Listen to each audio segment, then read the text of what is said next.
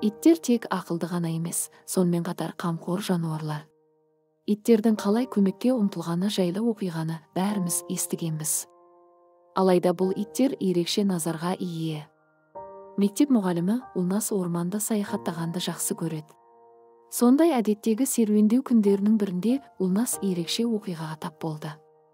Еркек өз ойларын жинап серуендеп келе жатқанында оның назарын 4 кішігірім ит аударады, қандай да бір матаның жанында отырған.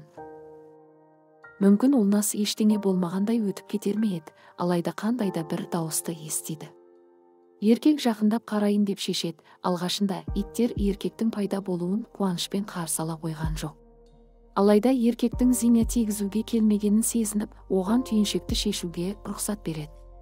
Ішінде не бар екенін көргенде, еркек өз эмоциясын ұстай алмай қалды.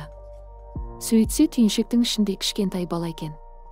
Біреулер оны жай ғана орманға тастап кете салған секілді. Улнас дереу баланы қолына алып үйіне қарай асығады. Көршілеріне көмек сұрайды. Сөйтсе көрші әйелдердің бірінің емшектегі баласы бар екен. Ол баланы дереу қолына алып оны тамақтандырады. Кейін полицейлерді шақырады, ары қарай баламен не істеу керегенін шешу үшін.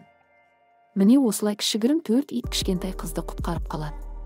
Олар баланы өз денесімен жылытып, одан жабайы жануарларды қуып, Улнастың назарын аударады. Егер осындай видеоларды жиі көргіңіз келсе, каналға жазылып, лайк басуды ұмытпаңыз.